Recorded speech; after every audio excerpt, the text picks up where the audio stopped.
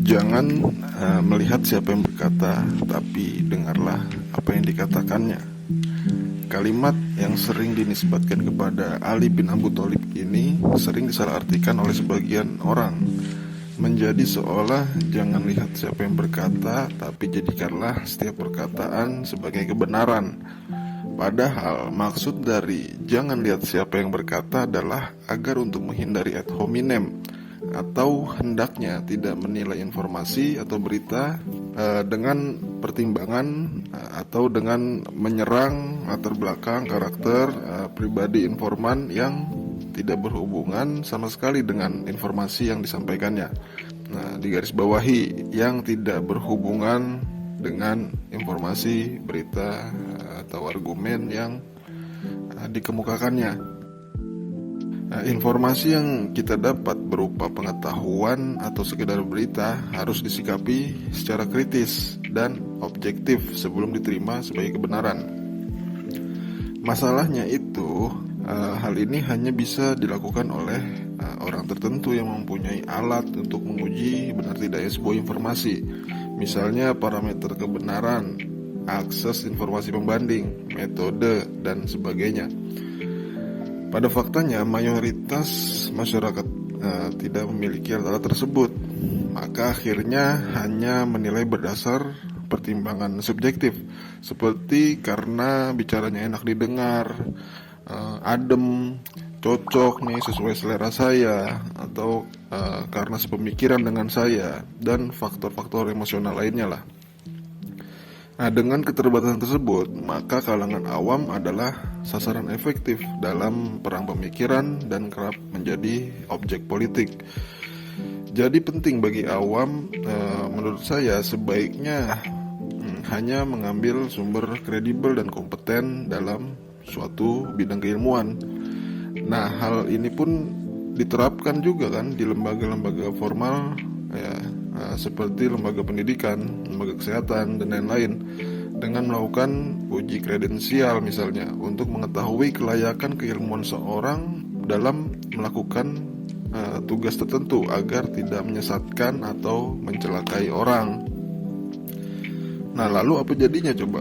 Misalkan jika seorang guru hanya dipilih berdasarkan keluasannya dalam berbicara, atau seorang tenaga medis dipilih hanya berdasarkan keramahan misalnya, ya sudah pasti kacau balau. Nah, di tengah keterbukaan informasi dan kebebasan berbicara saat ini terkadang menjadi problematika tersendiri. Satu sisi memudahkan dalam menggali suatu informasi, satu sisi bisa menimbulkan masalah yang tidak sederhana bagi yang belum siap dengan kemajuan ini. Banyak dari kita yang akhirnya memilih cara instan dalam memahami satu masalah dengan langsung beralih pada kesimpulan tanpa memahami kerangka berpikirnya dan tanpa pemahaman yang holistik.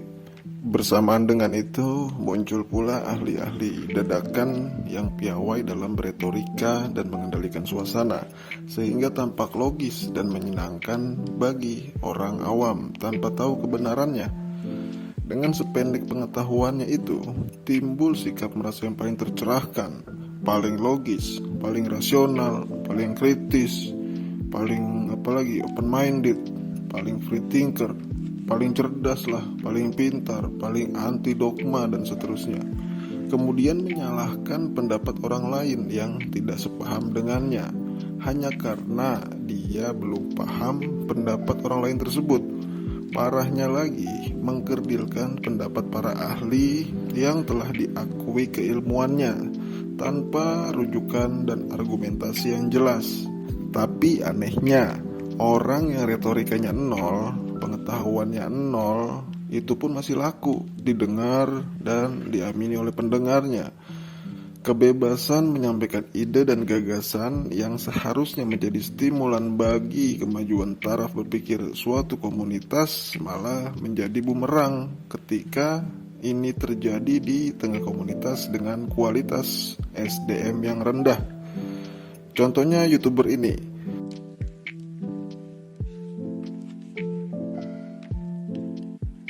Saya pikir Kumaila adalah contoh terbaik orang yang minim pengetahuan dan logika amburadul, tapi percaya diri tampil di depan umum dan mengkritisi dan juga membahas sesuatu yang tidak dipahaminya. Ternyata saya harus merevisinya, ada yang lebih parah ternyata. Saya kadang menangis dalam hati.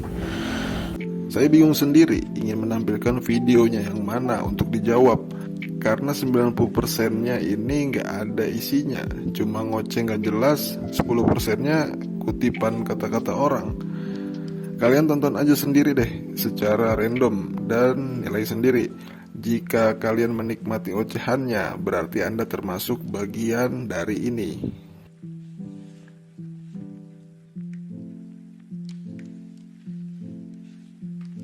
Jadi mereka ini sebenarnya korban-korban daripada kitab suci, manual booknya seperti itu.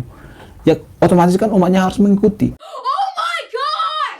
Seperti yang saya bilang dari awal, sudahlah pembicara terlalu percaya diri, berbicara apa yang sama sekali tidak dikuasainya, minim wawasan, logika amburadul, yang seharusnya banyak belajar dulu sebelum tampil. Lalu gimana penontonnya? Sudah pasti lebih parah.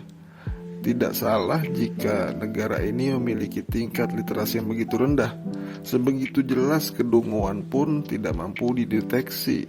Artinya, mudah sekali menggiring netizen sebab kemampuan kritis dan analitisnya yang sangat rendah.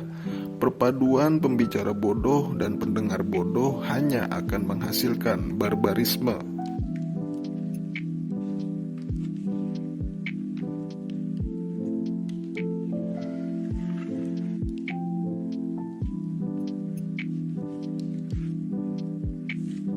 Yang beginikah yang katanya melabeli diri anti dogma, kritis, free thinker, atau apapun itu?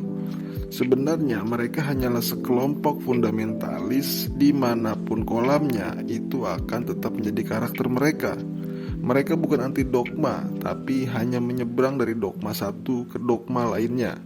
Sama sekali tidak memiliki sikap kritis dan skeptis kecuali kepada pemikiran di luar dogma yang telah tertanam di otak mereka. Dengan kata lain, mereka tidak lagi peduli benar salahnya. Yang penting semua keyakinan, pemikiran, pendapat di luar iman yang mereka yakini harus salah, dan kebenaran adalah yang sesuai dengan mereka. Kuncinya adalah buta, ya, membabi buta.